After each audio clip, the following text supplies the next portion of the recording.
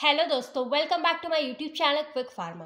तो आज हम अपने टॉपिक सपोजिटरीज के बारे में पढ़ने वाले हैं, जो कि हमारी यूनिट 4 का चैप्टर फर्स्ट है। और ये आज की वीडियो हमारी एक वन शॉट वीडियो होने वाली है। मतलब इसी में हम अपने चैप्टर फर्स्ट के पूरे कंप्लीट सिलेबस को कवर कर लेंगे। मतलब कि सपोजिटरीज के बारे में पूरा कंप्लीटली हम डिटेल्स में जान लेंगे। तो हमारा सब्जेक्ट चल रहा था pharmaceutics first B pharmacy first semester, जिसमें हमारी ये यूनिट 4 का चैप्टर फर्स्ट है सपोजिटरीज। एंड जो फार्मास्यूटिक्स की यूनिट 1, यूनिट 2, यूनिट 3 बाकी हमारी पूरी कंप्लीट हो चुकी है ऑल टोटल। बस इस सब्जेक्ट की सिर्फ 2 यूनिट्स बची हैं, यूनिट 4 एंड यूनिट 5, वो भी हमारी कंप्लीट हो जाएंगी बहुत ही जल्द। तो सपोजिटरीज को हम यहाँ पे सिलेबस के अकॉर्डिंग देखेंगे, इसमें हम क्या क्या जानेंगे इसके बारे में। तो सबसे पहले इसका ब्रीफ इंट्रोडक्शन जानेंगे, मीन्स इसकी डेफिनेशन वगैरह के बारे में। फिर सपोजिटरीज के कितने टाइप्स होते हैं उनके बारे में जानेंगे। फिर इसके एडवांटेजेस एंड डिसएडवांटेज क्या है सपोजिटरीज के, इनके बारे में जानेंगे। अब इसमें हमारे 2 ऐसे क्वेश्चन आते हैं जो कि हमारे लॉन्ग में आते हैं, मतलब इसी यूनिट से, इसी चैप्टर से। तो एक हमारा तो आ जाता है टाइप्स ऑफ बेसेस, मतलब सपोजिटरीज के कुछ हमारे टाइप्स ऑफ बेसेस होते हैं, उनके बारे में हमको लिखना रहता है। तो ये हमारा एक मोस्ट इंपॉर्टेंट रहता है, ठीक है। तो इसको आप लोगों को ध्यान से पढ़ना होगा, जो कि हमारे एग्जाम में काफ़ी बार 10 मार्क्स में आ जाता है। फिर आता है हमारा मेथड ऑफ प्रिपरेशन की, सपोजिटरीज को हम कैसे प्रिपेयर करते हैं, कैसे बनाते हैं। फिर एक छोटा टॉपिक आता है displacement value and it's calculation. तो ये हमारे कभी कभी मतलब 5 मार्क्स तो भले पूछ लिए जाए, बट ये अक्सर हमारे शॉर्ट में ही आते हैं। फिर हमारा एक लास्ट टॉपिक आता है इवैल्यूएशन ऑफ सपोजिटरीज। तो ये भी हम लास्ट में इसको हम डिस्कस करेंगे आगे चल के। तो अब हम यहाँ पे बात करें सपोजिटरीज के बारे में। तो सिंपली जाने कि हमारी जो सपोजिटरीज होती हैं वो एक्चुअल में होती क्या है। तो जो सपोजिटरीज होती हैं ये एक टाइप की हमारी डोजेस फॉर्म्स होती हैं। अब जो डोजेस फॉर्म होती है वो हमारी कई टाइप की होती है, मतलब बहुत सारे टाइप होते हैं उसके। एक हमारा सॉलिड डोजेस फॉर्म होता है, सेमी सॉलिड होता है, लिक्विड डोजेस फॉर्म होता है। तो वही चीज़ यहाँ पे हमको देखना है। तो जो सपोजिटरीज होती हैं दीज आर सॉलिड और सेमी सॉलिड डोजेस फॉर्म। या तो ये सॉलिड होती है या फिर सेमी सॉलिड, मतलब कि लिक्विड ना ही तो वो लिक्विड होती है ना ही तो सॉलिड होती है, दोनों का मिक्सचर होती है। तो उसको हम कहते हैं सेमी सॉलिड डोजेस फॉर्म्स। अब मान लीजिए जैसे कोई भी सॉलिड टैबलेट होती है, ठीक है, जैसे कोई भी हमारी टैबलेट होती है टैबलेट के फॉर्म में, तो उसको हम क्या करते हैं, इजीली हम बाई माउथ उसको हम खा लेते हैं। लेकिन जो हमारी सपोजिटरीज होती हैं, तो सपोजिटरीज हमारी एक ऐसी डोजेस फॉर्म होती है जो हमारे बॉडी की कैविटी में क्या की जाती है, इंसर्ट की जाती हैं, which are meant for insertion into the body cavity. मतलब कि ये हमारे कुछ ऐसे सेमी सॉलिड डोजेस फॉर्म्स होते हैं, फिर सॉलिड, जो कि हमारे किसमें बॉडी की जो कैविटीज़ वगैरह होती हैं उसमें क्या करते हैं, इंसर्ट किया जाता है।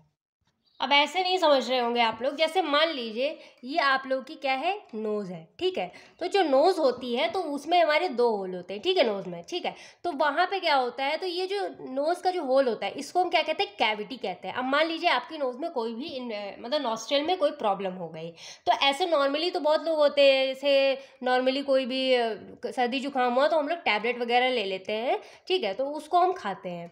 लेकिन यहाँ पे क्या होता है, मान लीजिए आपकी नॉस्ट्रल में कोई इन्फेक्शन हो गया, ठीक है। अब मान लीजिए कान ही है आपका, तो कान में कोई इन्फेक्शन हो गया, तो जो उसका कान का जो होल होता है, ठीक, तो वहाँ पे क्या किया जाता है, वो हमारी एक टाइप की क्या होती है, वो हमारी कैविटी कहलाती है। जो नोज़ का जो होल होता है वो क्या कहलाती है, कैविटी कहलाती है। तो उसमें जो मतलब कि जो उसमें हम दवा वगैरह जो इंसर्ट कर रहे हैं, जो भी प्रिपरेशन इंसर्ट कर रहे हैं, तो उसको हम क्या कहते हैं, सपोजिटरीज कहते हैं। तो जो सपोजिटरीज होती है बेसिकली वो हमारे कुछ इस टाइप की, मतलब थोड़ा कोन शेप की होती हैं, मतलब थोड़ा नुकीली टाइप की होती है, शार्प होती है। तो इसको हम क्या करते हैं, नोज़ वगैरह में, ईयर वगैरह में क्या करते हैं, इसको हम इंसर्ट कर देते हैं।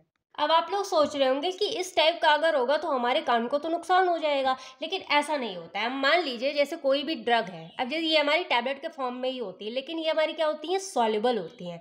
तो ये सॉल्युबल इसीलिए होती है, मतलब ये हमारी क्या होती हैं, मेल्ट हो जाती हैं, इसीलिए इसको क्या कहा गया है, सेमी सॉलिड डोजेस फॉर्म कहा गया है। अब मान लीजिए जब इसको हमने इंसर्ट किया कान वाले एरिया में, ठीक है, तो कान की जो कैविटी होती है उसमें हमने इसको इंसर्ट कर दिया। फिर ये धीरे धीरे क्या होती हैं, कान के अंदर ही जो इसकी ड्रग होती है, मतलब जो हमारी सेमी सॉलिड डोज फॉर्म होती है, सपोजिटरीज जो ड्रग है, वो हमारे कान में जाके धीरे धीरे क्या होती है, मेल्ट हो जाती है। तो जब मेल्ट हो जाएगी तो हमारे कान में जो ड्रग है वो आराम से पहुंच जाती है कैविटी के थ्रू। फिर कान में जब वो पहुंच जाती है ड्रग, फिर वो अपना लोकल एक्शन शो करती है और सिस्टमेटिक ब्लड में क्या करती है, पहुंच जाती है। फिर इस तरीके से जो भी इन्फेक्शन होता है ईयर में या फिर नोज़ में, ये उसको क्या करता है, ठीक कर देता है। तो ये आप लोग याद रखिएगा कि जो सेमी सॉलिड मतलब जो सपोजिटरीज होती है वो सॉलिड फिर सेमी सॉलिड डोजेस फॉर्म होती है, ठीक है, जो कि हमारे बॉडी के किसी कैविटी में इंसर्ट किया जाता है, ठीक। अब इसका एग्जाम्पल भी आ जाता है जैसे रेक्टम, वेजाइना एक्सेट्रा। तो ये तो मैंने आप लोग को एक ऐसा एग्जाम्पल समझाने के लिए बता दिया नोज़ और ईयर का, लेकिन बेसिकली जो सपोजिटरीज होती है वो हमारी रेक्टम या फिर वेजाइना के लिए ही मेनली मतलब बनाई जाती हैं। तो ये सपोजिटरीज इसी में मतलब जो फीमेल वगैरह में इसको डायरेक्टली मतलब जो सपोजिटरीज होती है इसको इंसर्ट किया जाता है बॉडी में, वेजाइना में, जिससे कि जो भी लोकल एक्शन उसका होता है वो अपना शो कर सके। अब सपोजिटरीज जैसे वेजाइना वगैरह में कॉन्ट्रासेप्टिक जो पिल्स होती हैं उसके लिए मतलब वेजाइना रूट में यूज़ किया जाता है, लाइक प्रेगनेंसी को कंट्रोल करने के लिए, इनहिबिट करने के लिए। तो इस तरीके से जितनी भी मतलब ड्रग्स वगैरह होती है वो एज अ सपोजिटरीज यहाँ पे काम करती हैं। तो ये सपोजिटरीज आजकल ये थोड़ा सा ट्रेडिशनल वाला है मतलब पार्ट हो जाता है सपोजिटरीज, क्योंकि पहले भी इसका बहुत ज़्यादा यूज़ नहीं होता था और अब तो एकदम ना के बराबर ही है। तो इसमें सेकंड पॉइंट पढ़े, when these suppositories inserted they melt, disintegrate and dissolve at body temperature. अब जैसे कि मैंने आप लोग को बताया कि जैसे एग्जांपल्स में मैंने आप लोग को बताया था कि ये हमारी क्या की जाती हैं, ये इंसर्ट की जाती हैं कैविटी के थ्रू, ठीक है। इंसर्ट होने के बाद ये क्या होती हैं, मेल्ट होती हैं हमारी, जैसे वेजाइना में इंसर्ट की गई है सपोजिटरीज, उसके बाद ये क्या होती है, मेल्ट हो जाती, पिघल जाती है, फिर डिसइंटीग्रेट मतलब टूट जाती है, जो ड्रग होती है वो टूटती है और फिर बॉडी टेम्परेचर के हिसाब से क्या होती है, डिजॉल्व हो जाती है बॉडी में। फिर ये जब ब्लड में पहुंच जाती है तो ये अपना जो लोकल एक्शन होता है, फिर जो सिस्टमिक डिस्ट्रीब्यूशन होता है ड्रग का, वो हमारी बॉडी में होने लगता है। तो इस तरीके से सपोजिटरीज का काम होता है। अब इसका एग्जाम्पल और आ जाता है पेसरीज, रेक्टल सपोजिटरीज एक्सेट्रा। और जो सपोजिटरीज होती है बहुत ही कम यूज़ किया जाता है, क्योंकि मतलब पेशेंट लोग इसको ज़्यादा मतलब प्रमोट भी नहीं करते हैं, क्योंकि आजकल जो मतलब इंजेक्शन वगैरह लगवाने जाओ तो कितना ज़्यादा प्रॉब्लम होती है। तो ये काफ़ी ज़्यादा क्रिटिकल कंडीशन में ही यूज़ किया जाता है। मान लीजिए जब बहुत ज़्यादा मतलब लग रहा है कि हाँ इसका यूज़ करने का इसकी यूज़ करने की ज़रूरत है, तभी सपोजिटरीज को यूज़ किया जाता है। तो ये इसकी हमारी डेफिनेशन हो जाती है, ठीक है। तो आई होप आप लोग को सपोजिटरीज के बारे में पूरा का पूरा फंडा क्लियर हो गया होगा कि हमारी एक सॉलिड या फिर सेमी सॉलिड डोजेस फॉर्म होती है, जो कि किस मेन पर्पस के लिए होती है कि ये बॉडी के किसी कैविटी में इंसर्ट की जाती है, for example rectum and vagina. And ये हमारी वो मतलब ये जो सपोजिटरीज होती हैं जब मतलब कैविटी में जब इंसर्ट की जाती है तो ये सबसे पहले क्या होती है, मेल्ट होती है, फिर टूटती है, डिसइंटीग्रेट होती है, डिजॉल्व होती है at the body temperature, and फिर ये अपना लोकल एक्शन शो करती है और हमारे ब्लड में सिस्टमिक सर्कुलेशन में डिस्ट्रीब्यूट हो जाती है, ठीक है। तो आई होप आप लोग को सपोजिटरीज एकदम क्लियर हो गया होगा कि क्या और कैसे होता है, ठीक है। तो अब हम इसके एडवांटेजेस एंड डिसएडवांटेज के बारे में समझ लेते हैं। एंड आप लोग को एक चीज़ और बता दूं कि सपोजिटरीज की कभी कभी डेफिनेशन पूछ ली जाती है, तो प्लीज़ आप लोग डेफिनेशन अच्छे से लर्न कर लीजिएगा। अब बात करें इसके एडवांटेज के बारे में, जो सपोजिटरीज मीन्स इसके फ़ायदे क्या होते हैं। अब पहला यहाँ पे आ जाता है, it avoids first pass metabolism. अब फर्स्ट पास मेटाबॉलिज्म अगर आप लोग को एकदम सिंपली भाषा में समझाऊं तो मान लीजिए जैसे हमने 100 mg दवाई खाई, ठीक है। तो 100 mg दवाई पूरी हमारे ब्लड में तक मतलब ब्लड सर्कुलेशन में नहीं पहुंचती है, मतलब नहीं डिजॉल्व होती है, वो सिर्फ मान लीजिए 70 to 80% ही मतलब पहुँचती है। तो बाकी के जो 20% जो ड्रग होती है वो बेकार हो जाती है, ठीक है। तो उस चीज़ को ये क्या करता है, सपोजिटरीज अवॉइड करता है, फर्स्ट पास मेटाबॉलिज्म को। और ये it can be use for unconscious patient. मान लीजिए जो अनकॉन्शियस पेशेंट्स होते हैं, मतलब जो बेहोश होते हैं, तो उनमें ये इजीली मतलब इंसर्ट की जा सकती है, जिससे कि वो अपना लोकल एक्शन शो करे और जो भी प्रॉब्लम है वो सही हो जाए।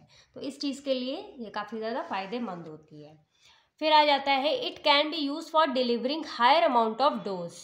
तो इसको हम हायर अमाउंट ऑफ मतलब ड्रग को भी इसमें हम डिलीवर कर सकते हैं। मान लीजिए mg में नहीं, इसको हम ग्राम में भी मतलब डिलीवर कर सकते हैं बॉडी में, ठीक है। फिर useful for local and rapid effects, क्योंकि बॉडी में ये डायरेक्टली मतलब कैविटी में इंसर्ट की जाती है, तो ये अपना local and rapid effect show करती है।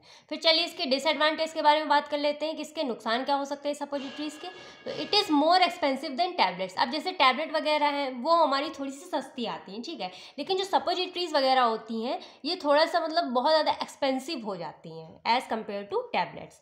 And patient acceptance and not comfortable. अब जैसे मैंने आप लोग को बताया कि पेशेंट इसको एक्सेप्ट नहीं करते हैं सपोजिटरीज, क्योंकि काफ़ी ज़्यादा पेनफुल मेथड होता है एंड ये कंफर्टेबल भी नहीं होता है पेशेंट्स के लिए। तो एक तो इसका ये डिसएडवांटेज आ जाता है। Irritant drug can't administered. अब मान लीजिए कुछ ड्रग्स होती है जो काफ़ी ज़्यादा इरिटेशन कॉज करती हैं, तो मान लीजिए अगर सेंसिटिव एरिया में अगर ऐसे ड्रग्स को एडमिनिस्ट्रेट करेंगे तो काफ़ी ज़्यादा प्रॉब्लम क्रिएट हो सकती है।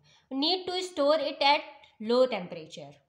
तो इनको कम टेम्परेचर पे रखना चाहिए, बिकॉज मतलब ज़्यादा टेम्परेचर होगा तो ये खुद ही रिलीज़ हो सकती हैं। मतलब इनका जो अगर हाई टेम्परेचर हो गया तो ये जो ड्रग्स होती है वो खुद ही रिलीज़ होने के इसके चांसेस रहते हैं, तो काफ़ी ज़्यादा प्रॉब्लम क्रिएट हो सकती है। तो आई होप आप लोगों के सपोजिटरीज़ के बारे में पूरा क्लियर हो गया होगा, सपोजिटरीज़ की डेफिनेशन के बारे में, इसके एग्जाम्पल्स, एडवांटेजेस एंड डिसएडवांटेज के बारे में आप लोग को पूरा का पूरा फंडा क्लियर हो गया होगा। तो अब हम सपोजिटरीज के टाइप्स के बारे में पढ़ेंगे। तो इसका जो टाइप्स होते हैं, मतलब जो सपोजिटरीज के टाइप्स हैं, ये बेसिकली उन पे डिपेंड करते हैं कि ये जो सपोजिटरीज है वो बेसिकली यूज़ कहाँ हो रही है। अब मान लीजिए हमारी बॉडी में बहुत सारी कैविटीज़ प्रेजेंट है, ठीक है, तो बहुत सारी कैविटीज़ में वो कौन कौन सी कैविटी है, कौन कौन सी जगह पे वो सपोजिटरीज का यूज़ हो रहा है, वही उसी टाइप पे ये क्या है, उसके जो सपोजिटरीज के टाइप्स हैं उसी पे इस मतलब कि बेस्ड होते हैं फिर क्लासीफाई होते हैं। तो सबसे पहले इसमें आ जाता है रेक्टल सपोजिटरीज, सेकंड है वेजाइनल सपोजिटरीज, थर्ड है यूरेथ्रल सपोजिटरीज, फोर्थ है नेजल सपोजिटरीज, फिफ्थ है एयर कोन्स और ऑरिनरीज, इसको हम ऑरिनरीज के नेम से भी जानते हैं। तो चलिए इन्हीं 5 सपोजिटरीज के बारे में यहाँ पे हम ब्रीफ में थोड़ा डिस्कस कर लेते हैं। तो सबसे पहले आ जाती है हमारी रेक्टल सपोजिटरीज। तो ये हमारी वो सपोजिटरीज होती हैं जो कि बेसिकली रेक्टम रूट में किया जाता है, इंसर्ट किया जाता है या फिर यूज़ किया जाता है। और जो एडल्ट लोग होते हैं उनके लिए ये अबाउट 2 ग्राम यूज मतलब दिया जाता है, और अगर इन्फेंट्स मतलब बच्चे हैं तो उनके लिए 1.5 मतलब इंसर्ट किया जाता है। 2 ग्राम ड्रग इसीलिए इसमें बोला गया था कि इसको हम हायर अमाउंट ऑफ मतलब ड्रग डिलीवरी कर सकते हैं बॉडी मतलब कैविटी में, और इन्फेंट्स में ये 1.5 दिया जाता है। और इसमें मेनली मतलब कि सपोजिटरीज में ये क्या कंटेन करता है, थियोब्रोमा ऑयल कंटेन करता है और कोकोआ बटर, तो जो कि हमारा एक बेसिकली सपोजिटरीज का बेस होता है। अब इसके हम आगे डिस्कस करेंगे, बाकी आप लोग समझ लीजिए कि जो सपोजिटरीज बेस के लिए यहाँ पे हम थियोब्रोमा ऑयल और कोकोआ बटर का यहाँ पे यूज़ करते हैं। अब इसका एग्जांपल आ जाता है सेडेटिव्स एंड एनाल्जेसिक। अब एनाल्जेसिक वगैरह ऐसे रेक्टल रूट में बहुत ज़्यादा लोगों को पेन होने लगता है, आप लोगों ने सुना होगा पाइल्स वगैरह हो जाती है, ठीक है, तो उसके लिए एनाल्जेसिक वाली ड्रग मतलब वहाँ पे इंसर्ट की जाती है। अब इसका जो शेप होता है वो मैं आप लोगों के लिए थोड़ा सा मतलब इमेज ऐड कर दूंगी तो आप लोगों को समझ में आ जाएगा। इसका जो शेप होता है टेपर्ड एट वन एंड और बोथ एंड्स, तो इसको आप लोगों को मैं इमेज शो कर दूंगी, आप लोग उससे देख लीजिएगा। फिर सेकेंड हमारा आ जाता है वेजाइनल सपोजिटरीज। तो वेजाइनल सपोजिटरीज को हम पेसरीज नेम से भी जानते हैं। अगर पेसरीज नेम अगर आता है तो आप लोग को कंफ्यूज नहीं होता है, इट मीन से वेजाइनल सपोजिटरीज की ही बात हो रही है। तो वेजाइनल सपोजिटरीज मतलब ये ऐसी सपोजिटरीज होती है जो कि वेजाइना में इंसर्ट की जाती हैं, मतलब वेजाइना में अगर कोई भी इन्फेक्शन वगैरह हो जाता है तो उस कैविटी में इसको इंसर्ट किया जाता है। और इसका जो बेसिकली जो शेप होता है वो ग्लोबुलर या फिर ओवीवोम शेप का होता है। मान लीजिए ऐसे इस शेप में राउंड शेप में होता है, ऐसे गोल के फॉर्म में होता है, एंड इसका जो वेट होता है वो अबाउट 5 ग्राम का होता है, and it contain PEG base. Means suppositories में पॉलीइथाइलिन ग्लिसरॉल का यहाँ पे बेस मतलब यूज़ किया जाता है, और ये हमारी थोड़ी सी बड़ी भी होती है, और ये ओवी फॉर्म जैसे कि इस शेप में भी यूज़ की जाती है, इस शेप में थोड़ा सा, ये थोड़ा जो ऐसे राउंड शेप में होता है और ये थोड़ा सा लॉन्ग होता है, ठीक है, और ये थोड़ा सा मतलब हैवी, इसका वेट होता है 5 ग्राम के अबाउट। तो these are mainly use for vaginal infection और एज कॉन्ट्रासेप्टिव ड्रग्स, मतलब कि ये वेजाइनल इन्फेक्शन, अगर कोई वेजाइना में इन्फेक्शन हो जाता है उसके लिए बेसिकली ये सपोजिटरीज यूज़ की जाती हैं। बाकी इसको कॉन्ट्रासेप्टिव ड्रग की तरह भी यूज़ किया जा सकता है, लाइक प्रेगनेंसी को कंट्रोल या फिर इनहिबिट करने के लिए। फिर थर्ड हमारी आ जाती है यूरेथ्रल सपोजिटरीज। अब ये वो सपोजिटरीज होती है जो कि बेसिकली यूरेथ्रा में यूज़ की जाती है। यूरेथ्रा में क्या किया जाती है, इंसर्ट किया जाता है। अब यूरेथ्रा आप लोग को बेसिकली पता ही होगा, जहाँ से मतलब यूरिन वगैरह करते हैं। और जो यूरेथ्रल सपोजिटरीज मतलब यूज़ होती हैं उसको हम मतलब कि बुगीस नेम से भी इसको हम जानते हैं।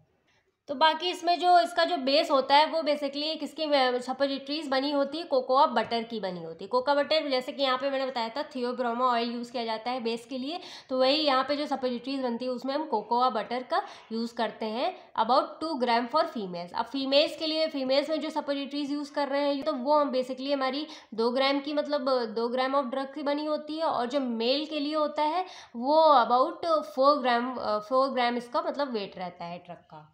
और ये हमारी बेसिकली जो होती है ये हमारी माइक्रो पैलेट की तरह होती हैं। माइक्रो पैलेट मतलब कि ये थोड़ी सी ऐसी पाइप की तरह होती हैं, ऐसे लंबी सी, ठीक है, तो इस शेप में होती हैं। इसका जो डायमीटर होता है वो अबाउट 1.4 mm का होता है, और ये 6 सेंटीमीटर लॉन्ग होती है। बाकी यूरेथ्रा में इंसर्ट किया जाता है 3 सेंटीमीटर डीप तक, ठीक है। अब इसका एग्जाम्पल आ जाता है एल्प्रोस्टोडिल फॉर ट्रीटिंग एरेक्टाइल डिसफंक्शन। तो ये बेसिकली इरेक्टाइल डिसफंक्शन के लिए इस्तेमाल की जाती है। तो अगर आप लोग को मतलब अगर बहुत ज़्यादा डिटेल्स में जाना है तो आप लोग इसको गूगल कर सकते हैं। फिर फोर्थ हमारा आ जाता है नेजल सपोजिटरीज। तो नेजल के नेम से आप लोग को पता चल रहा होगा कि ये हमारी नोज़ के लिए बात हो रही है। तो ये हमारी नोज़ के लिए सपोजिटरीज मेनली बनाई जाती हैं, जो कि हमारे किसमें नेजल कैविटी, जो नेजल कैविटी में मैंने जैसे एग्जांपल में बताया, तो जो नेजल की कैविटी होती है उसमें इंसर्ट किए जाते हैं। मान लीजिए नोज़ में अगर कोई भी प्रॉब्लम हो जाती है, इन्फेक्शन हो जाता है, तो उसके लिए सपोजिटरीज हमारी यूज़ की जाती हैं। बाकी हमारी बनाई किससे जाती है? From gelato glycerin base. जो सपोजिटरीज में इसका जो बेस होता है इसमें नेजल कैविटी नेजल सपोजिटरीज का, इसमें हमारा किससे बनाया जाता है? जिलेटोग्लिसरीन का होता है। एंड दीज आर थिनर, ये हमारी काफ़ी ज़्यादा पतली होती हैं, मतलब बहुत ज़्यादा पतली होती हैं। एंड इसका जो मतलब इसके ये हमारी 8 सेंटीमीटर लॉन्ग होती है और इसका जो वेट होता है वो अबाउट 1 ग्राम होता है। मतलब बहुत ही पतली होती है और लंबी होती है कितनी? हमारी 8 सेंटीमीटर तक, और इसका जो वेट होता है 1 ग्राम होता है नेजल सपोजिटरीज का। तो आप लोग ये याद रखिएगा कि कौन कौन से सपोजिटरीज में क्या क्या, मतलब किस से वो बेस बनाया जा रहा है सपोजिटरीज का। तो बेसिकली यहाँ पे मतलब जो वेजाइना वाले में था तो इसमें हमारा PEG बेस था, ठीक है। और इसमें जो यूरेथ्रल में जो है इसमें हमारा कोकोआ बटर बेस है, और जो नेज़ल में है वो हमारा क्या है? जिलेटोग्लिसरीन बेस है। फिर हमारा आ जाता है फिफ्थ ईयर कोन। अब ईयर कोन को हम मतलब बेसिकली जो ईयर में जो सपोजिटरीज यूज़ की जा रही हों, ठीक है, तो जो कि मतलब ईयर कैविटी में जो सपोजिटरीज का इस्तेमाल करते हैं उसको हम ईयर कोन्स मतलब वो वाली सपोजिटरीज कहते हैं, ठीक है। अब इसको हम ऑरिनरीज के नेम से भी जानते हैं। और जो ये वाली सपोजिटरीज जो ईयर में यूज़ की जाती है ईयर कैविटी में, वो बेसिकली हमारी 1 ग्राम की होती हैं, इसका वेट 1 ग्राम होता है। और ये हमारी थोड़ी सी क्या होती है? सिलेंड्रिकल शेप में होती हैं। मान लीजिए कुछ इस टाइप की होती हैं, ठीक है, सिलेंड्रिकल शेप में होती हैं। और ये हमारी बेसिकली बहुत ही रेयरली यूज़ की जाती हैं। अब रेयरली क्यों यूज़ की जाती है? बिकॉज मान लीजिए आप जैसे कोई भी, अब आजकल इतने सारे ईयर ड्रॉप्स हो गए हैं, ऐसे हम लोग टैबलेट्स वगैरह खा सकते हैं, और मेनली तो ईयर ड्रॉप्स ही यूज़ की जाती हैं। तो ये काफ़ी ज़्यादा रेयर यूज़ किया जाता है हमारे ईयर्स के लिए। तो आई होप आप लोग को सपोजिटरीज के सारे टाइप्स क्लियर हो गए होंगे, इसके एग्जाम्पल्स वगैरह, इसका क्या क्या बेस है, वो सारी चीज़ें आप लोग को समझ में आ गई होंगी। तो बस यहाँ पे आप लोग इसका नाम याद रखेंगे तो ऑब्वियस सी बात है, जो इसका मैटर होगा आप लोग खुद भी बना के लिख सकते हैं। बस आप लोग इसके नेम और इसका जो बेस यूज़ हो रहा है और इसके जो एग्जाम्पल्स है वो ज़रूर याद रखिएगा। तो अब हम यहाँ पे बात करने वाले हैं सपोजिटरीज बेसिस के बारे में, जो कि हमारा एक इम्पॉर्टेंट टॉपिक हो जाता है एग्जाम के पर्पज से। अब जैसे आप लोगों को पता है कि जो हमारी सपोजिटरीज होती हैं, ठीक है, वो हमारी एक टाइप की ड्रग है। अब इस ड्रग को बनाने के लिए हमारे बहुत सारे एक्सीपिएंट्स की हमको ज़रूरत पड़ती है। अब मान लो जैसे हम सपोजिटरीज बना रहे हैं, ठीक है, मान लीजिए ये हमारी एक टाइप की सपोजिटरी है। तो इसमें इसको बनाने के लिए एक सबसे पहली मेन चीज़ हमारी रहती है क्या? ड्रग।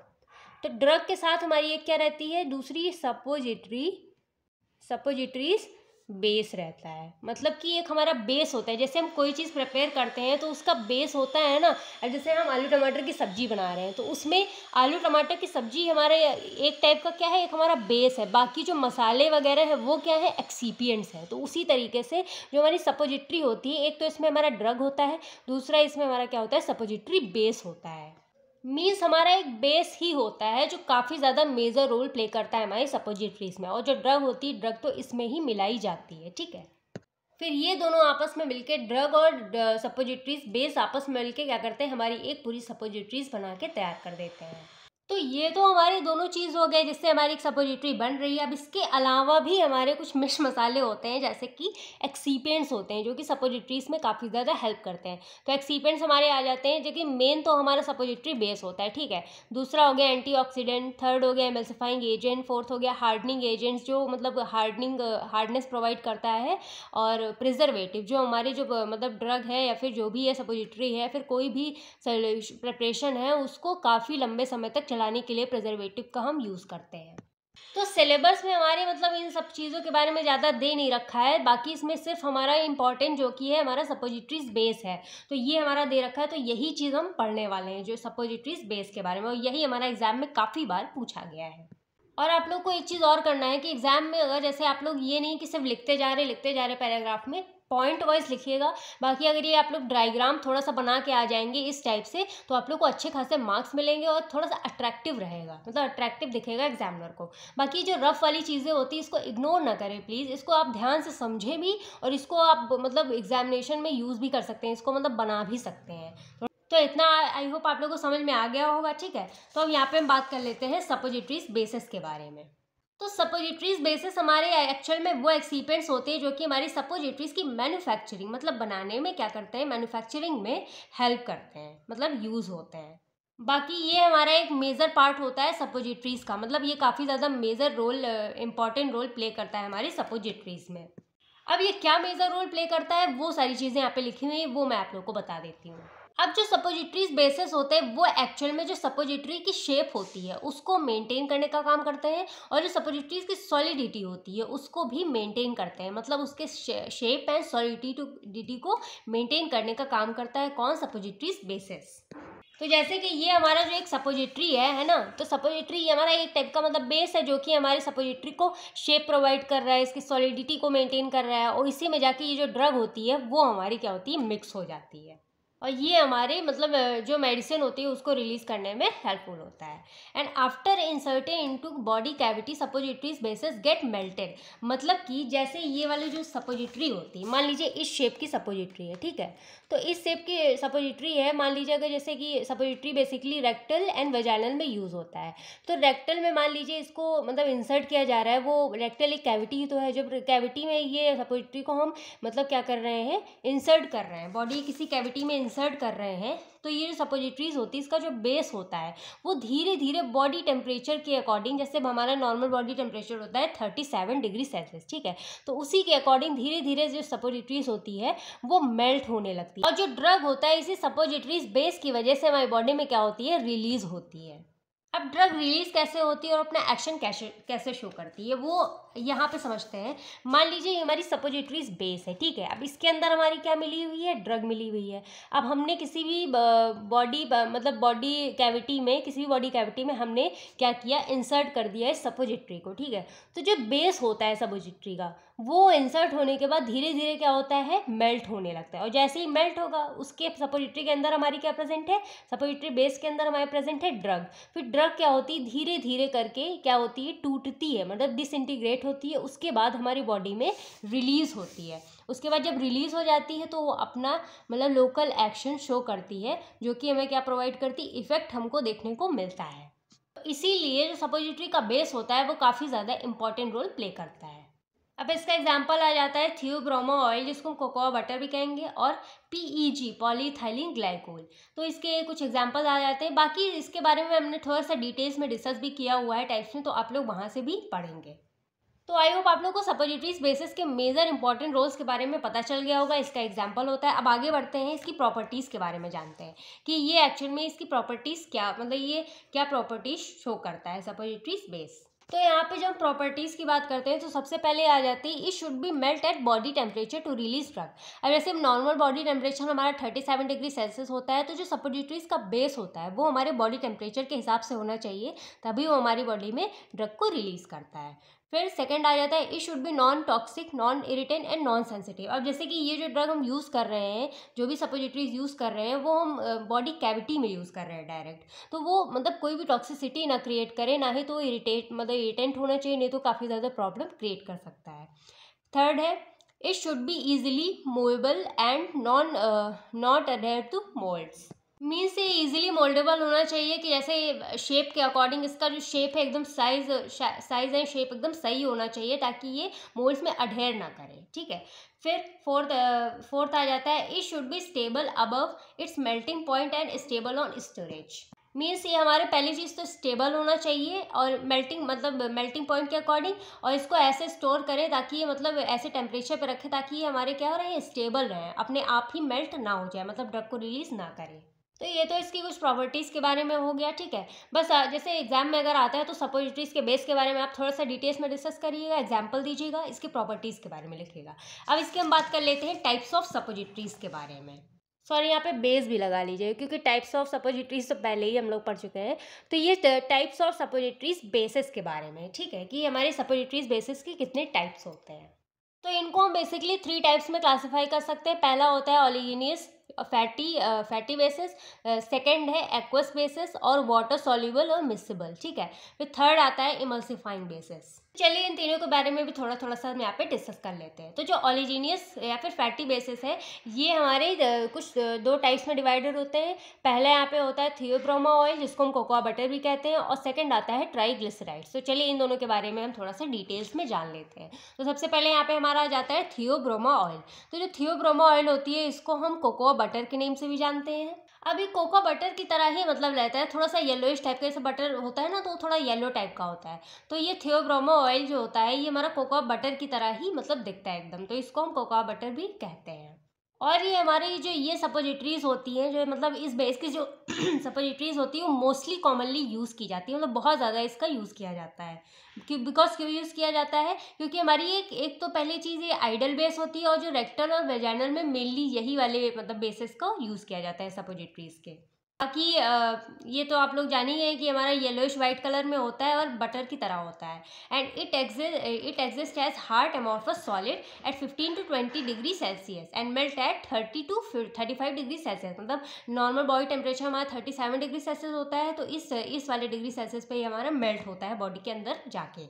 तो ये हमारे थोड़े से हार्ड होते हैं, अमॉर्फस सॉलिड होते हैं। मतलब नॉर्मली रूम टेम्परेचर पे हमारा 50 to 20 डिग्री सेल्सियस पे रहता है, लेकिन जैसे ही बॉडी में जाता है तो बॉडी के टेम्परेचर के हिसाब से ये मेल्ट होना शुरू हो जाता है।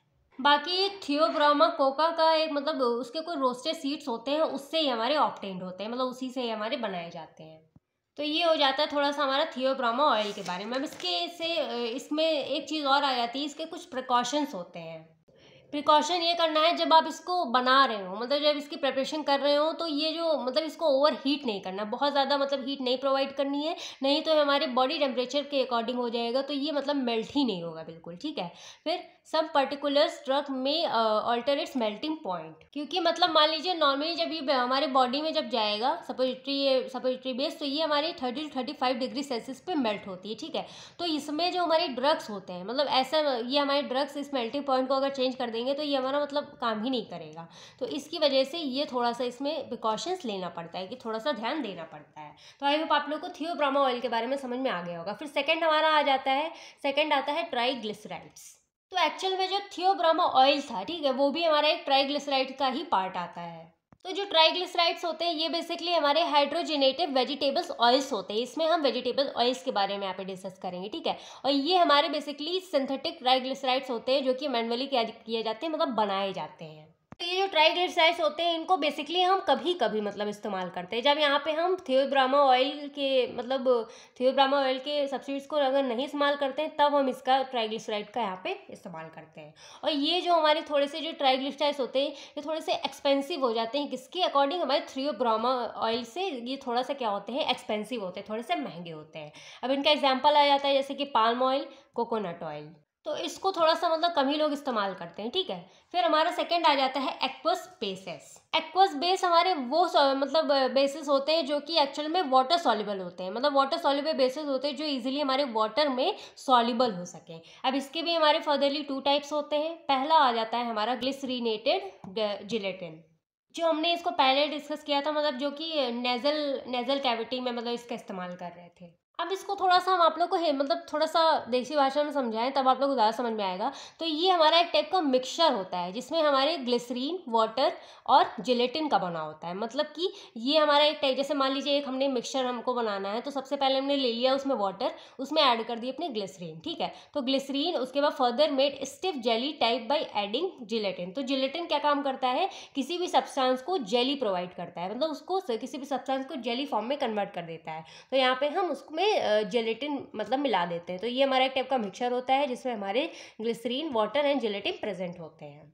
और ये मोस्टली वेजाइनल सपोजिटरीज में मतलब वर्क करता है। बाकी इसको मतलब स्टोर कैसे कर सकते हैं? जैसे इसको हम कूल प्लेस पे स्टोर करेंगे 10 to 15 डिग्री सेल्सियस पे। अगर इसको मान लीजिए यूज़ कैसे करते हैं, तो मान लीजिए इसको थोड़ा सा पानी वगैरह में मिला देंगे, तो ये अपने आप मतलब क्या होता है, मेल्ट हो जाता है। एंड ये इसकी मतलब प्रिजर्वेटिव्स की इसकी रिक्वायरमेंट होती है, कि मतलब प्रिजर्वेटिव अगर डाल देंगे तो काफ़ी ज़्यादा ये लंबे समय तक चल सकता है। And it is hygroscopic in nature, mean जिसमें हमारा वाटर प्रेजेंट हो। तो मतलब ये वाटर लविंग होते हैं, तो जिसमें हम ये क्या करते हैं, वाटर को एब्जॉर्ब कर लेते हैं। फिर तभी जाके अपना एक्शन शो करता है। तो ये हमारे हो जाते हैं ग्लिसरीनेटेड जेलेटिन। फिर यहाँ पे हमारा सेकेंड टाइप आ जाता है पॉलीथाइलीन ग्लाइकॉल। अब इसको हम शॉर्ट फॉर्म में PEG भी बोल देते हैं। अब पॉलीइथाइलिन ग्लाइकॉल में जो हमारा बेस होता है वो मेनली होता है पॉलीमर्स, ठीक है। अब पॉलीमर्स जो होते हैं ये क्या करते हैं, ड्रग के इफेक्ट को प्रोलॉन्ग कर देते हैं, मतलब कि बढ़ा देते हैं। Polymers in nature and use for prolonging release of drug, मतलब ये जो ड्रग का रिलीज होता है बॉडी में, बॉडी कैविटी में, वो क्या करता है, ये बढ़ा देता है उसको, मतलब इंक्रीज कर देता है, काफ़ी लंबे समय तक के लिए कर देता है। इसमें जो बेस यूज होता है वो होता है पॉलीमर का। मीन्स प्रोलॉन्गिंग रिलीज करते हैं, मतलब कि धीरे धीरे ड्रग को रिलीज करते हैं, एकदम से नहीं रिलीज करते हैं। तो आजकल के जो मतलब सब्स्टिट्यूट्स यूज़ हो रही हैं, तो इसमें जो बेस यूज़ हो रहा है तो पॉलीइथाइलिन ग्लाइकोज आजकल काफ़ी ज़्यादा इस्तेमाल किए जा रहे हैं, क्योंकि ये हमारे केमिकल स्टेबल होते हैं, नॉन इरिटेंट, मतलब कि कोई इरिटेशन नहीं कॉज करते हैं, एंड मिक्सिबल विद वाटर, ये हमारे वाटर के साथ मिक्सिबल होते हैं, मतलब अच्छे से मिक्स हो जाते हैं। तो ये हो जाता है हमारा पॉलीइथाइलिन ग्लाइकोज के बारे में। अब हमारा थर्ड आ जाता है, थर्ड बेस होता है हमारा इमल्सिफाइंग बेसिस। तो जो इमल्सिफाइंग बेसिस है ये हमारे फैटी बेसिस का ही टाइप होते हैं। बस इसमें डिफरेंस ये है कि इसमें जो फैटी एसिड होता है वो काफ़ी ज़्यादा मात्रा में प्रेजेंट होता है, हायर मॉलिक्यूल वेट होता है मतलब। अब इसमें हमारे दो नाम होते हैं, ठीक है। तो यहाँ पे पहला आ जाता है मासा एस्टेरिनम। तो ये भी हमारे क्या करते हैं, मोनोडाई को कंप्राइज करते हैं, मतलब कि मोनोडाइस में होते हैं हमारे एंट्राइग्लिसराइड्स ऑफ फैटी एसिड्स होते हैं। फिर सेकंड आ जाता है वाइट पिस्टॉल। तो वाइट पिस्टॉल में तो ये हमारा बेसिकली हाइड्रोजनेटेड ट्राइग्लिसराइड से मिला होता है, और इसमें हमारे लॉरिक एसिड एंड इसमें हमारे मोनोग्लिसराइड इसके साथ हमारे मिले होते हैं। तो ये आप लोगों को थोड़ा सा बेसिकली रट्टा लगाने की ज़रूरत पड़ेगी, नहीं तो आप लोग को थोड़ा सा मतलब डिफिकल्टी हो सकती है याद करने में, क्योंकि इसमें आप लोग इसको सिर्फ रट्टा ही लगा सकते हैं, क्योंकि इसमें जो वर्ड्स हैं मासा एंड ऑल, तो ये आप लोग को थोड़ा सा रट्टा लगाना पड़ेगा। ये हमारे कुछ हो जाते हैं सपोजिटरीज के बेसिस के टाइप्स के बारे में। आई होप आप लोगों के सभी टाइप्स क्लियर हो गए होंगे। 3 टाइप्स होते हैं, इसके जो सब टाइप्स होते हैं वो भी मैंने आप लोगों को बता दिया। ऑलिजीनियस में दो सब टाइप्स है, एक है हमारा थियोब्रोमा ऑयल और दूसरा है हमारा ट्राइग्लिसराइड्स, ठीक है। फिर एक्वस बेसिस में भी हमारे 2 सब टाइप है, glycerated gelatin and polyethylene glycol. Emulsifying agents में, इमल्सिफाइंग बेसिस में भी ये हमारे 2 आ जाते हैं। तो आई होप आप लोग को इसके बारे में पूरा क्लियर हो गया होगा, ठीक है। तो यहाँ पे हमारा ये सपोजिटरीज बेसिस वाला पूरा टॉपिक कंप्लीट हो जाता है यहाँ पे, ठीक है। अगर 10 मार्क्स में आता है तो आप लोग सबसे पहले इसके सपोजिटरीज बेसिस के बारे में लिख के आएंगे, ठीक है। इसका इंट्रोडक्शन देंगे, प्रॉपर्टीज़ के बारे में लिखेंगे इसकी, और इसके जितने भी टाइप्स हैं, 3 टाइप्स हैं, इनके बारे में लिखेंगे, अगर ये हमारा 10 मार्क्स में आता है तो। अगर 7 मार्क्स में आता है तब भी इसको लिख के आ सकते हैं, बस आप लोग अपने हिसाब से थोड़ा सा शॉर्ट कर दीजिएगा। अब यहाँ पे थर्ड टॉपिक के बारे में बात करते हैं, जो कि हमारा आ जाता है मेथड ऑफ प्रिपरेशन। तो इसमें हमारे की मतलब जो हमारे सपोजिटरीज है उसको हम कैसे प्रिपेयर कर रहे हैं, तो इसके ये हमारे 3 मेथड्स होते हैं। पहला हमारा आ जाता है हैंड रोलिंग मेथड, सेकंड है कंप्रेशन मेथड, थर्ड है हॉट फ्यूजन मेथड। तो चलिए इन तीनों के बारे में थोड़ा थोड़ा सा हम डिस्कस कर लेते हैं। तो मेथड में सबसे पहला हमारा आ जाता है हैंड रोलिंग मेथड। तो जो हैंड रोलिंग मेथड होता है, हैंड रोलिंग मतलब कि हाथ से कोई काम हो रहा है, ठीक है। तो ये हमारा एक सिंपलेस्ट एंड ट्रेडिशनल मेथड हो जाता है, मतलब काफ़ी समय से, काफ़ी लंबे समय से, काफ़ी पुराने समय से चला आ रहा हो, और ये हमारा मतलब काफ़ी पुराना फंडा हो जाता है। तो इसको हम स्मॉल स्केल पे इस्तेमाल करते हैं, क्योंकि ये हमारा हैंड मेथड है। जैसे कोई भी हम हाथ से काम कर रहे हैं तो वो लार्ज स्केल पे नहीं कर सकते हैं, बिकॉज उसके लिए हमें या फिर बहुत सारे एम्प्लॉयज़ चाहिए होंगे, ठीक है। तो यहाँ पे क्या करते हैं, इसको स्मॉल स्केल पे ही इसका प्रिपरेशन करते हैं। ये हमारे ट्रेडिशनल मेथड होता है। तो यहाँ पे हम सपोजिटरीज में यहाँ पे क्या करते हैं, इसको बनाने के लिए, मतलब कि फ्यू नंबर ऑफ सपोजिटरीज को बनाने के लिए यहाँ पे हम कोको बटर का यहाँ पे यूज़ करते हैं विथ हैंड। अब इसको हम बनाते कैसे हैं, प्रोसेस कैसे करते हैं, तो सबसे पहले यहाँ पे हम क्या लेते हैं, मोटार पिस्टल लेते हैं। अब मोटार पिस्टल मान लीजिए कि हमारा एक मोटार होता है, ठीक है। ये मोटार पिस्टल होता है हमारा, ठीक है। जैसे कि आप लोग लैब में जाएंगे तो आप लोग को देखने को मिलेगा, वाइट कलर का होगा। तो मोटार पिस्टल में सबसे पहले आप लोग को कोका बटर डाल देना है, ठीक है। उसके अंदर आपको जो हमारा कोका बटर मतलब जो हमारा सपोजिटरीज बेस है, उसके बाद ड्रग्स यहाँ पे डाल देनी है, और बाकी के जो इंग्रेडिएंट्स हैं उनको हम यहाँ पे ऐड कर देते हैं, जैसे एंटीऑक्सीडेंट्स है, प्रिजर्वेटिव्स हैं, प्लास्टिसाइडर्स हैं, ये सारी चीज़ें इसमें हम ऐड कर देते हैं। फिर इनको हम प्रॉपरली क्या करते हैं, मिक्स कर देते हैं बाय यूजिंग पिस्टल मोटार। अब यहाँ पे पिस्टल मोटार का यूज़ करते हैं। जैसे आप लोगों ने कभी कभी देखा होगा, जब ठंडियों में जब अदरक कूटते हैं तो मतलब जैसे कुटनी नहीं होती है, तो एक मतलब इतना सा होता है, तो उसके अंदर अदरक रख के उसको कूटते हैं, तो उसी टाइप का ये हमारा थोड़ा सा मतलब मार्बल का होता है। तो आप लोग जब लैब में जाएंगे तो आप लोग को देखने को मिलेगा। फिर उसके हेल्प से हम इसको क्या करते हैं, प्रॉपरली मिक्स करते हैं सारी चीज़ों को। फिर उसके बाद जब ये हमारा पूरा एक मास बन के तैयार हो जाएगा, मतलब मास के शेप में आ जाएगा, पूरा प्रिपेयर हो जाएगा, उसके बाद इसको हम क्या करते हैं, छोटे छोटे से इसके हम बॉल्स बना लेते हैं। जो हमारा पूरा मिक्सचर है, जो मास है, उसकी छोटी छोटी से हम एकदम बॉल्स बना लेंगे गोल गोल करके, मतलब ऐसे ऐसे गोल गोल करेंगे तो पूरा बॉल्स बन जाएगा।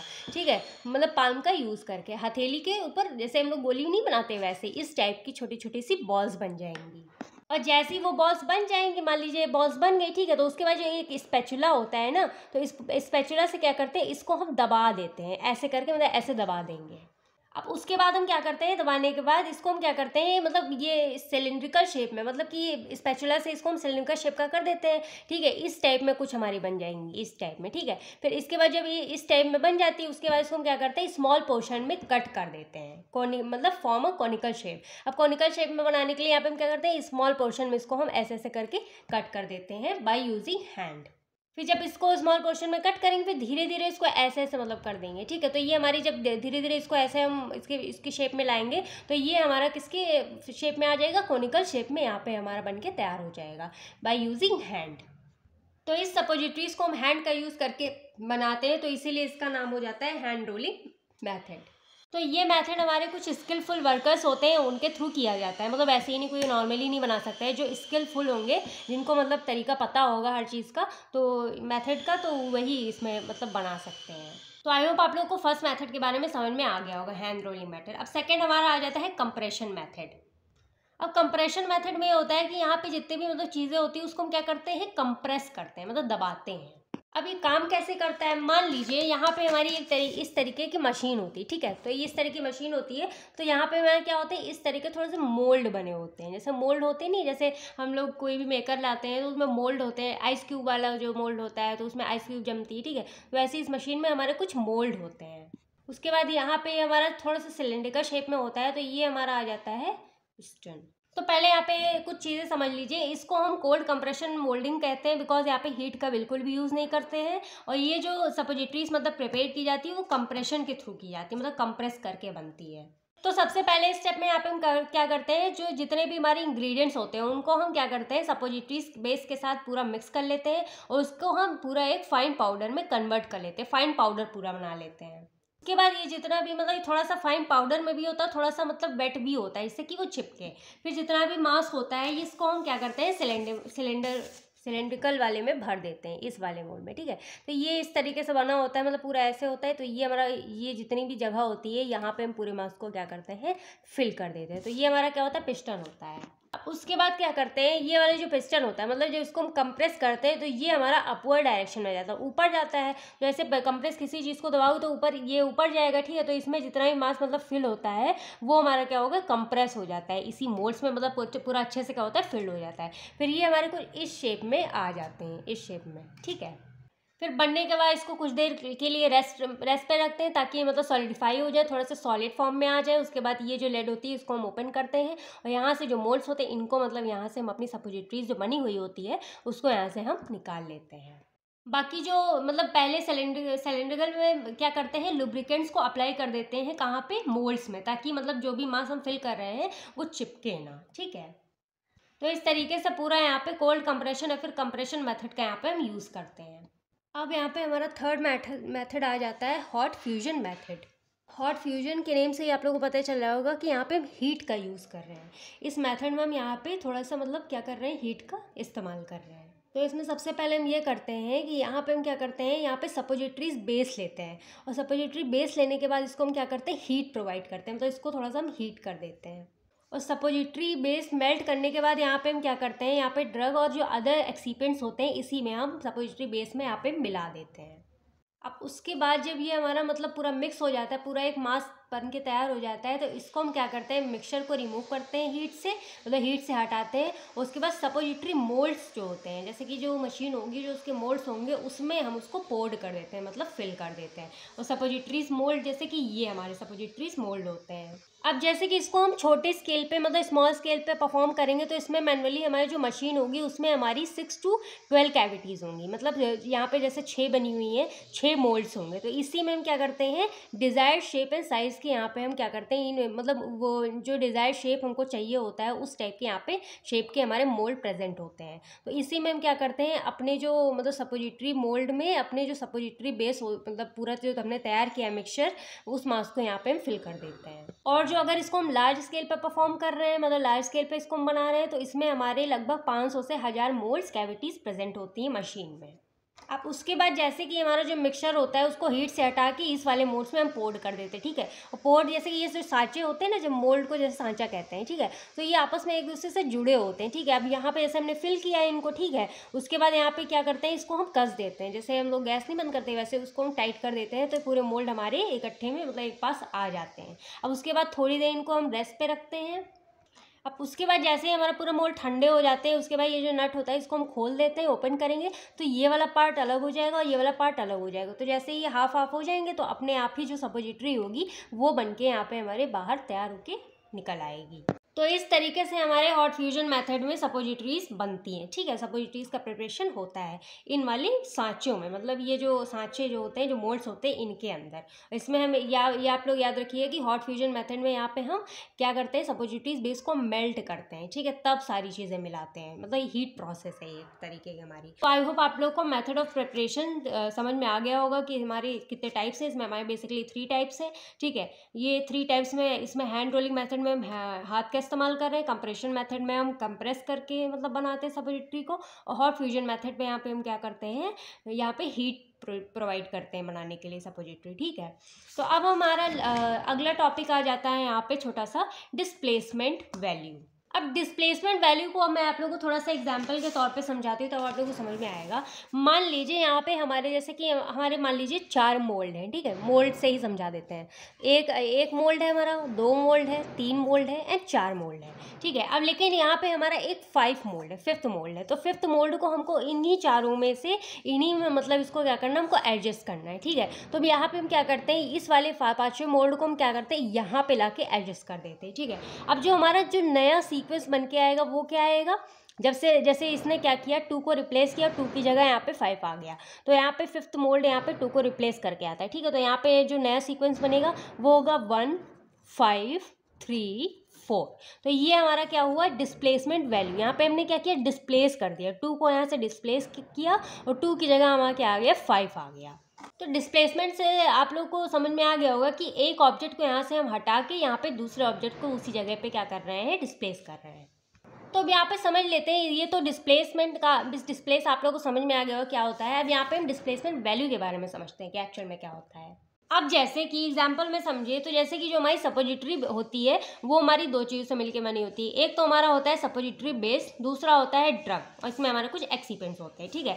अब यहाँ पे जो हम ड्रग यूज़ करते हैं वो मेनली हमारा जो बेस होता है उसको हम क्या करते हैं, थियोब्रोमा ऑयल का यूज़ करते हैं। सॉरी, ये ड्रग नहीं, हमारी जो सपोजिटरी बेस होती है हम लेते हैं थियोब्रोमा ऑयल लेते हैं। तो ये जो सपोजिटरी बेस होगा, मान लीजिए यहाँ पे हमने इसको फिल कर दिया, ठीक है। अब जो हमारी सपोजिटरी मतलब होनी चाहिए वो हमारी एक्चुअल में 2 ग्राम की होनी चाहिए। अब मान लो ऐसे 2 ग्राम से ज़्यादा हमारी सपोजिटरी बेस होनी नहीं चाहिए, मतलब कोई सपोजिटरी हमारी 2 ग्राम से ज़्यादा नहीं होनी चाहिए। अब मान लीजिए जो हमने सपोजिटरी बेस में जो ड्रग ऐड कर रहे हैं वो मान लीजिए हमारी 100 mg की है या फिर 50 mg की है, ठीक है। तो वो तो हमारे जब ड्रग ऐड कर रहे हैं सपोजिटरी बेस में तो उसका तो मतलब क्या होगा, ये तो ड्रग से हमारा 100 mg तो बढ़ ही जाएगा ना हमारे सपोजिटरी में। तो ये क्या होता है, जब ये हमारे ड्रग का मतलब जो ड्रग की अमाउंट बढ़ती है 100 mg हमारे सपोजिटरी बेस में, तो यहाँ से कुछ अमाउंट ऑफ सपोजिटरी बेस जो होता है वो यहाँ से डिस्प्लेस हो जाता है, ताकि ये हमारी जो ड्रग की अमाउंट है वो यहाँ पे क्या हो जाए, एडजस्ट हो जाए। मतलब ना ही तो 2 ग्राम से ज़्यादा हो, ना ही तो 2 ग्राम से कम हो। अब जब यहाँ पे मान लीजिए 100 mg यहाँ पे हमारी ड्रग ऐड होगी सपोजिटरी बेस में, ठीक है। तो यहाँ पे जो सपोजिटरी बेस का जो कुछ पार्ट होगा, मतलब कुछ पार्ट होगा वो यहाँ से आके बाहर निकल जाएगा, मतलब यहाँ से डिस्प्लेस हो जाएगा। तो डिस्प्लेसमेंट वैल्यू का मतलब यही होता है कि जो हम यहाँ पे ड्रग ऐड कर रहे हैं, जितने अमाउंट ऑफ ड्रग ऐड कर रहे हैं वो जो ड्रग है वो कितने अमाउंट ऑफ सपोजिटरी बेस को डिस्प्लेस कर रही है हमारी सपोजिटरी में से, वही हमारा यहाँ पे कहलाता है डिस्प्लेसमेंट वैल्यू। अब इसकी डेफिनेशन पढ़ लेते हैं। It is defined as it is the amount of drug that displaces 1 part of suppository base. तो वही लिखा हुआ है, जितनी अमाउंट ऑफ ड्रग जो है वो कितने पार्ट ऑफ सपोजिटरी बेस को डिस्प्लेस करती है, that is defined as displacement value. और जितने अमाउंट ऑफ सपोजिटरी बेस यहाँ पे जितना पार्ट सपोजिटरी बेस का डिस्प्लेस होता है through the amount of drug, तो वही यहाँ पे हम क्या करते हैं, इसको हम कैलकुलेट कर लेते हैं। बाकी इसमें ये मतलब नेसेसरी होता है थोड़ा सा कैलकुलेट करने के लिए, ठीक है, क्योंकि जो सपोजिटरीज का जो मतलब जो साइज़ होता है, ठीक है, तो वो हमारी नेचर मतलब जो जैसे कि हमारे बहुत सारी ड्रग्स होती हैं, ठीक है, तो उनका नेचर अलग अलग होता है। कुछ हमारी ज़्यादा अमाउंट में प्रेजेंट हो जाती हैं, कुछ हमारे कम अमाउंट में। आप लोग को ज़्यादा डीपली नहीं जाना है, मतलब ये क्योंकि हमारा 2 मार्क्स में आता है, तो आप लोग इसके हिसाब से आप लोग डेफिनेशन पढ़ लीजिएगा, ठीक है। बाकी ये हमारा कैलकुलेट किया जाता है इस बेसिस पे कि इसमें हमारा बेसिकली थियोब्रोमो ऑयल कितना प्रेजेंट है हमारे सपोजिटरी बेस में, उसी को यहाँ पे हम क्या करते हैं, कैलकुलेट करते हैं। तो इसका एक हमारा फॉर्मूला आ जाता है, जो फॉर्मूला आता है डिस्प्लेसमेंट अपॉन वैल्यू DV, ठीक है। तो DV मतलब डिस्प्लेसमेंट एंड वैल्यू, तो इसको is equal to D upon A-C। अब यहाँ पे ये क्या मतलब क्या क्या कहलाते हैं ये सारे वर्ड्स, तो ये देख लेते हैं। D और DV हमारा कहलाता है डिस्प्लेसमेंट वैल्यू, इसके बारे में स्टडी कर रहे हैं। और D मतलब होता है amount of medicament present in suppositories, मतलब कि जो भी हम ड्रग ऐड कर रहे हैं अपने सपोजिटरीज को बनाने के लिए अपने सपोजिटरीज में, उसी को यहाँ पे हम क्या कह देते हैं, D, जो उसका जो अमाउंट होता है। और A होता है weight of suppositories, no medicine. Weight of suppository मतलब जो हम सपोजिटरी बेस यूज़ कर रहे हैं वो हमारी मेडिसिन नहीं है, ठीक है, वो हमारी सपोजिटरी बेस है, तो उसके वेट को यहाँ पे क्या होता है, वेट ऑफ सपोजिटरी हमारा हो जाता है A। और C हो जाता है वेट ऑफ मेडिकामेंट, मतलब जो हम ड्रग यूज़ कर रहे हैं अपने सपोजिटरीज को बनाने के लिए उसका जो वेट होता है। और A-C is equal to amount of base displace by medicament. अब जैसे कि जो भी अमाउंट ऑफ बेस है, लाइक जो भी हम ड्रग यूज़ कर रहे हैं, वो जो जितना ड्रग है वो हमारे सपोजिटरी बेस के वन पार्ट को यहाँ पे क्या करता है, डिस्प्लेस करता है, तो वो चीज़ हमारी क्या कहलाती है, A-C। तो आई होप आप लोग को डिस्प्लेसमेंट वैल्यू का फंडा एकदम क्लियर हो गया होगा, बहुत सिंपल है, बस आप लोग इसको याद कर लीजिएगा, ये ज़रूरी है फॉर्मूला, ठीक है। बाकी इसकी छोटी सी डेफिनेशन है, इतना भी याद कर लेंगे तभी आप लोगों के लिए चल जाएगा 2 मार्क्स में, ठीक है। अब यहाँ पे हमारा एक और टॉपिक आ जाता है, इवैल्यूएशन ऑफ सपोजिटरीज, और ये हमारा एक इम्पॉर्टेंट टॉपिक है, लास्ट टॉपिक है। तो अब यहाँ पे इवैल्यूएट करते हैं सपोजिटरीज, मतलब जो हमने सपोजिटरी बनाई है उसमें कोई भी गड़बड़ तो नहीं है, उस चीज़ को यहाँ पे हम चेक करते हैं या फिर इवैल्यूएट करते हैं। तो इसको इवैल्यूएट करने के लिए यहाँ पे हमारे मेनली 5 to 6 मेथड्स होते हैं। सबसे पहला हमारा आ जाता है विजुअल एग्जामिनेशन और अपीयरेंस टेस्ट, सेकंड है मैकेनिकल स्ट्रेंथ और क्रशिंग टेस्ट, थर्ड है यूनिफॉर्मिटी ऑफ वेट और ड्रग कंटेंट, फोर्थ है मेल्टिंग रेंज टेस्ट, फिफ्थ है डिसोल्यूशन और डिसइंटीग्रेशन टेस्ट, और सिक्स्थ है सॉफ्टनिंग ऑफ लिक्विफाइंग टेस्ट। तो वो मैं सभी को यहाँ पे थोड़े थोड़े से यहाँ पे एग्जाम्पल के थ्रू यहाँ पे समझ लेते हैं, थोड़े थोड़े से पॉइंट हैं। तो सबसे पहले हमारा आ जाता है विजुअल एग्जामिनेशन और अपीयरेंस टेस्ट। अब विजुअल एग्जामिनेशन में लाइक हमारी जो सपोजिटरी होती है वो बनके तैयार हो जाती है। कोई भी ऐसी चीज़ हम बना रहे हैं अगर वो बनके तैयार हो रही है तो उसको हम बाई हैंड मतलब टच करके देखते हैं और अपनी आँखों से उसको विजुअलाइज करके देखते हैं, मतलब कि इसमें हमारी अपीयरेंस मतलब जो भी हम लेते हैं कि इसका शेप एंड साइज़, इसका सरफेस, कलर, ऑर्डर सब कुछ सही है कि नहीं है। मीन्स इसका जो शेप होना चाहिए जैसे हमको चाहिए था, जैसे मोल्ड होना चाहिए उस हिसाब से है कि नहीं है, उस चीज़ को हम यहाँ पे विजुअलाइज करके देखते हैं। बाकी कलर वगैरह इसका हम आँखों से देख सकते हैं। बाकी जो ऑर्डर है मतलब कि ये कैसे स्मेल कर रहा है उस चीज़ को हम बाई नोज उसको हम ऑर्डर इसका हम चेक कर सकते हैं। फिर ये जो वेट वाला फंडा है इसको थोड़ा हम आगे चल के पढ़ेंगे। फिर सेकंड आ जाता है हमारा मैकेनिकल स्ट्रेंथ क्रशिंग टेस्ट। तो इसके बारे में अगर हम जानें, इसमें जो मतलब हमारी सपोजिटरी होती है इसमें इसकी हम ताकत को मतलब स्ट्रेंथ को क्या करते हैं, देखते हैं कि हमारी कितनी ताकतवर, हमारी जो सपोजिटरीज हमने बनाया है वो कितनी ताकतवर है, ठीक है। ब्रिटलनेस एंड इसकी इलास्टिसिटी देखते हैं सपोजिटरी की। मान लीजिए जैसे कि जो भी हमारी सपोजिटरी वगैरह होती है वो एक जगह से दूसरी जगह को ट्रांसपोर्ट की जाती है, जैसे कई मतलब बहुत सारी जगहों पे मार्केट वगैरह में भेजी जाती है। तो उस कंडीशन में हमारी जो सपोजिटरी है मतलब हिले डुले ना मूव मतलब होने से उसकी उसमें कोई प्रॉब्लम ना आए, उसकी ब्रिटलनेस में या फिर उसकी स्ट्रेंथ में या फिर टूटे फूटे ना, तो उस चीज़ को हम मैकेनिकल स्ट्रेंथ टेस्ट के थ्रू यहाँ पे हम चेक करते हैं। जैसे कि यहाँ पे एक मशीन होती है जिसमें हम क्या करते हैं, जो सपोजिटरी को रखते हैं नीचे और यहाँ पे मशीन से इसको क्या करते हैं, कंप्रेस करते हैं, मतलब दबाते हैं और इसको उतना प्रेशर देते हैं 1.8 to 2 kg तक का प्रेशर देते हैं। अगर इतना प्रेशर देने के बाद भी हमारी जो सपोजिटरी टिकी है मतलब सर्वाइव कर रही है, इट मीन्स हमारी जो सपोजिटरी की स्ट्रेंथ है वो काफ़ी अच्छी है। और अगर सर्वाइव नहीं कर पाती, टूट जाती है, तो इट मीन्स हमारा जो टेस्ट होता है ये हमारा फेल हो जाता है, ठीक है। तो ये हमारा होता है मैकेनिकल स्ट्रेंथ टेस्ट। अब फिर हमारा थर्ड आ जाता है यूनिफॉर्मिटी ऑफ वेट, और ड्रग कंटेंट डिस्ट्रीब्यूशन। इसमें वही चेक करते हैं कि मतलब मान लो जैसे हमारी 10 to 20 ड्रग्स बनी है, मतलब 10 to 20 सपोजिटरी बनी हुई है, तो उसमें हमारी जो ड्रग्स हैं, मतलब जो बहुत सारी सपोजिटरीज बनी हुई हैं, उसमें जो हम जो ड्रग मिला रहे हैं उसका कंटेंट बराबर है कि नहीं है, वो चीज़ यहाँ पे हम यूनिफॉर्म है कि नहीं, वो चीज़ हम यहाँ पे उसके वेट को चेक करते हैं, ड्रग कंटेंट डिस्ट्रीब्यूशन। तो यहाँ पे हम क्या करते हैं, 20 सपोजिटरीज़ का वेट इंडिविजुअली लेते हैं, मतलब एक एक करके पहले वेट लेते हैं, फिर इन सभी का यहाँ पे टोटल मतलब क्या करते हैं, एवरेज निकालते हैं। अब मान लो जैसे कि हमने एवरेज निकाला है, तो एक सपोजिटरी हमारी 2 ग्राम की होनी चाहिए, ठीक है। अब लेकिन कोई भी फॉर्मुलेशन या प्रिपरेशन हम करते हैं तो उसमें एग्जैक्ट मतलब नहीं निकल के आता, उसका एग्जैक्ट पूरा मतलब नहीं अच्छे से नहीं आता है, तो उसमें मतलब कोई ना कोई थोड़ी 1-2% की कमी रह जाती है। लेकिन अगर इसमें जैसे कि अगर डेविएशन होता है, अगर इसमें हमारी 5% से ज़्यादा मतलब कि या फिर ज़्यादा हो जाता है, फिर 5% से कम हो जाता है, तो ये हमारी सपोजिटरी एक्सेप्टेबल नहीं होती। इट मीन्स हमारी ये ख़राब हो जाती है। अगर 1-2% का होता है तो वो चल जाता है। तो ये चीज़ यहाँ पे हम चेक करते हैं ड्रग की कंटेंट को। तो ये हमारा थर्ड हो जाता है। फिर हमारा फोर्थ आता है मेल्टिंग सपोजिटरी रेंज टेस्ट। अब जैसे कि मेन फंडा तो यही होता है ना सपोजिटरी का, ये हमारे बॉडी कैविटी में जब जाती है तो ये हमारे बॉडी टेम्परेचर के अकॉर्डिंग ही मेल्ट होती है। तो बॉडी टेम्परेचर हमारा नॉर्मली 37 डिग्री सेल्सियस होता है, लेकिन तो यहाँ पे इसके मतलब कि मेल्टिंग पॉइंट को यहाँ पे हम चेक करते हैं सपोजिटरी की। जैसे कि हमने चेक किया तो उस मतलब कम ज़्यादा नहीं होना चाहिए, तो इसको हम चेक करते हैं। तो इसको हम क्या करते हैं, वाटर बाथ में रख देते हैं for 30 minutes at the temperature 35 और 37 डिग्री सेल्सियस पे।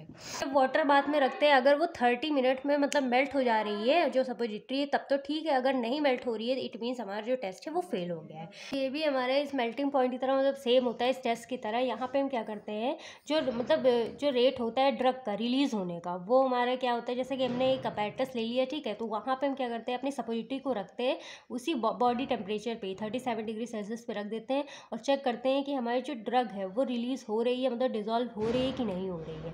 अगर डिज़ोल्यूशन हो रहा है तब तो ठीक है, अगर नहीं डिज़ोल्व हो रही, इट मीन्स हमारा जो टेस्ट है वो फेल हो गया है। फिर 6 आ जाता है हमारे सॉफ्टनिंग।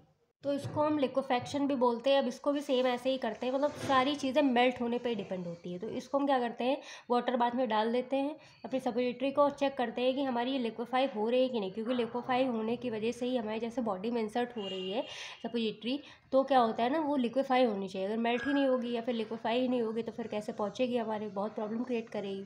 तो इसमें क्या होता है कि फिर चेक करते हैं कि कितनी देर में मतलब ये लिक्विड सॉफ्ट हो रही है, और उस टाइम को हम मेज़र करते हैं कि कितना टाइम लगा रही है ये मतलब लिक्विफाई होने में। तो ये हमारा हो जाता है सॉफ्टनिंग। तो आई होप आप लोगों को इसके सारे जितने भी इवैल्यूएशन ऑफ सपोजिटरीज टेस्ट थे वो आप लोगों को समझ में आ गए होंगे। मैंने ज़्यादा वैसे नहीं बताया, बस शॉर्ट में ही बताया है ताकि आप लोग लिख के आ सके। अगर ये 7 या फिर 10 मार्क्स में आता है तो 7 मार्क्स में ही अगर आ सकता है तो आराम से इसको आप लोग लिख सकते हैं, क्योंकि ये ज़्यादा लेंदी नहीं आएगा। 7 मार्क्स में के हिसाब से आ सकता है, 5 या 7 मार्क्स में। तो आई होप आप लोग को वीडियो अच्छी लगी होगी। अगर कोई भी डाउट होता है तो आप लोग कमेंट सेक्शन में पूछ लीजिएगा। बाकी जो हमारी फार्मास्यूटिक्स फर्स्ट की जो यूनिट 4 का चैप्टर फर्स्ट है सपोजिटरीज, ये आज हमारा पूरा का पूरा कंप्लीट हो जाता है। तो अगर आप लोग को कोई भी प्रॉब्लम हो आप लोग कमेंट सेक्शन में पूछ सकते हैं। इसके नोट्स वगैरह आप लोग टेलीग्राम चैनल ज्वाइन कर लीजिए, वहाँ से आप लोग फ्रीली डाउनलोड कर सकते हैं।